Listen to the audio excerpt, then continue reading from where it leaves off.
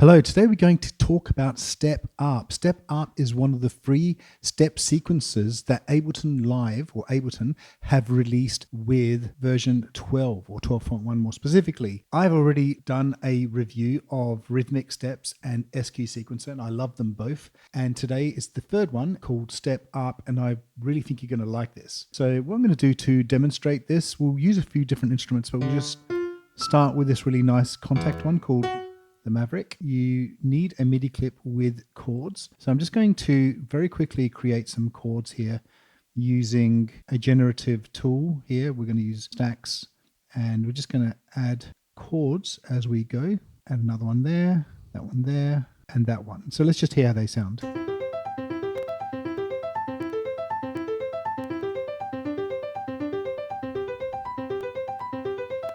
It's connected to the BPM. You can see here it's synced. You can do a free rate and do something that's different to the BPM.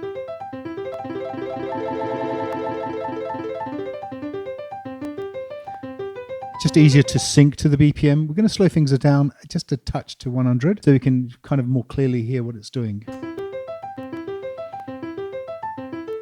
So as you can see here, we've got different divisions as well. So we can go down to 1/8. And we've got triplet mode and dotted mode. And then the other option here is swing. Swing's pretty nice sounding.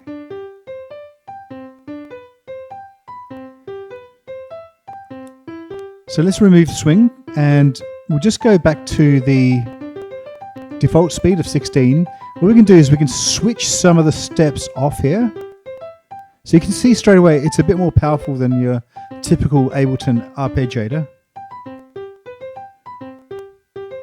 Or you can just randomize the velocity. So we've got the velocity chosen here. So the MIDI is coming, remember, it's coming from the MIDI clip. So it's different to SQ Sequencer that is generating MIDI from the actual machine or the actual sequencer. So we can choose the range that we want the random to appear in. Go right to the top like that. So yeah, there's velocity, and then we have length. We can randomize length as well. Let's just bring them all back here.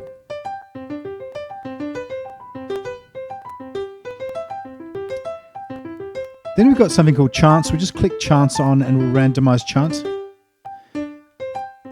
So just stopping that for a second, all chance does is it's the chance that the note will actually play. So the higher it is, if you get to 100%, there's a 100% chance that the note's going to play. If you reduce it down, it will go down. So you just tell straight away as soon as you get to this bit here. Very cool. I'm going to switch chance off though. You can see it's grayed out. And then we have ratchet here. Let's do a random on ratchet.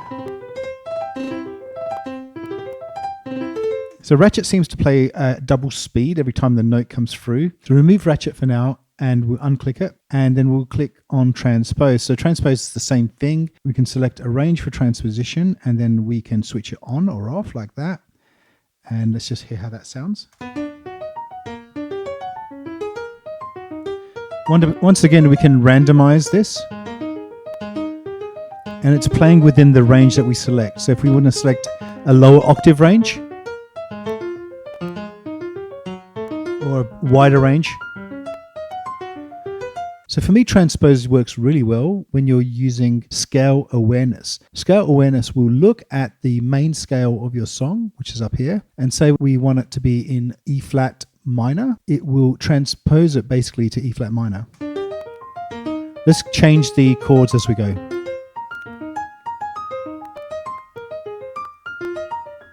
We click re-triggering is here. Let's change the chords again. We'll go to A minor, pentatonic.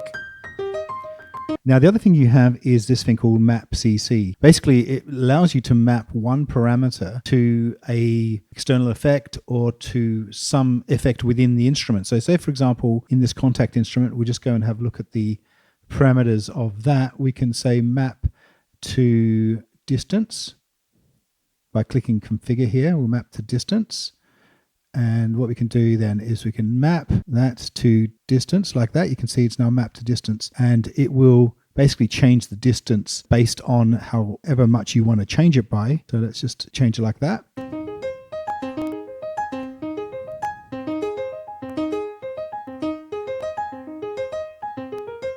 Let's make some a bit larger so you can hear the difference. We can do some other configurations, for example. We can change it by size. So let's just do that now. Switch that off and map it by size like that.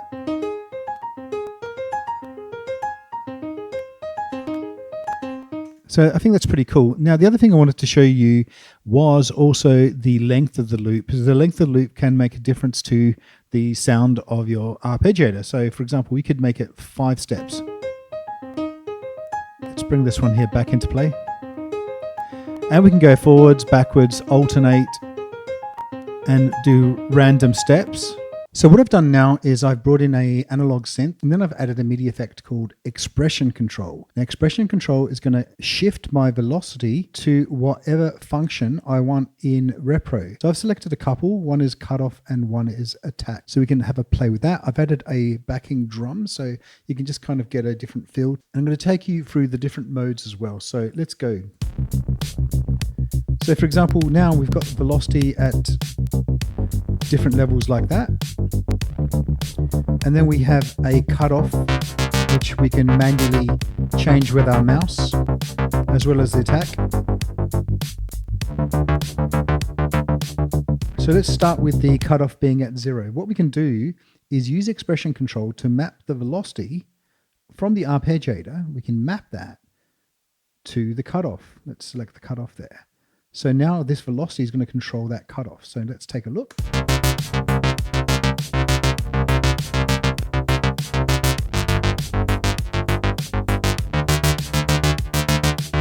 Now we can reduce the amount of velocity like this by clicking on random.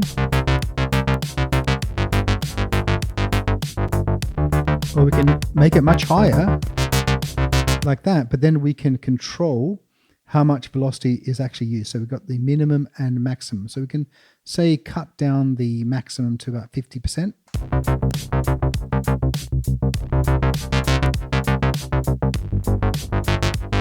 And you can see here, this is all moving, right? So you can actually automate the amount. You can see that moving there by itself without me touching it.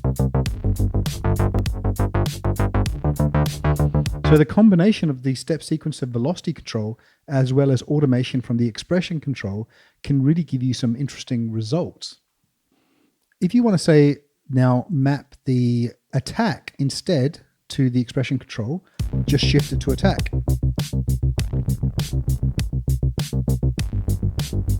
We can increase the attack or decrease it as we need here. So I think that's quite a useful little function. So let's go back and map that cutoff again, because the cutoff sounds really nice.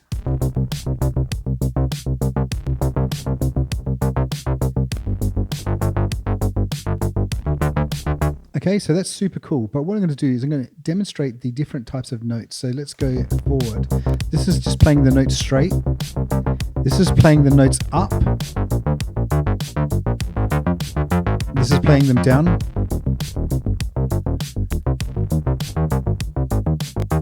This is playing them like a keyboard, like playing all 3 notes. This is randomized. This is playing the next note forward. So let's just go back to this keyboard selection. We're going to just go back into repro here.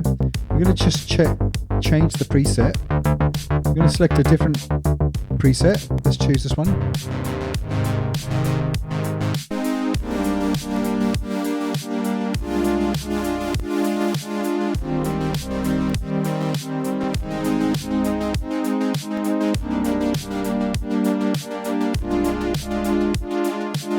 So that keyboard one really does work well like that, as well as adding the cutoff with it as well.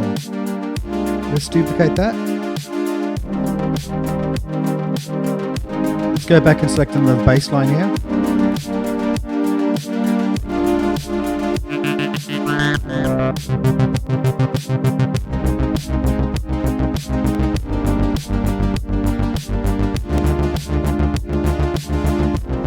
So you can see here the combination of instruments and automated control makes this basically an arpeggiator on steroids. It can just do so much more than your typical Ableton arpeggiator. And sometimes you like to use these arpeggiators to give you that extra bit of inspiration. So have you tried the Step Up? What do you guys think of the Step Up?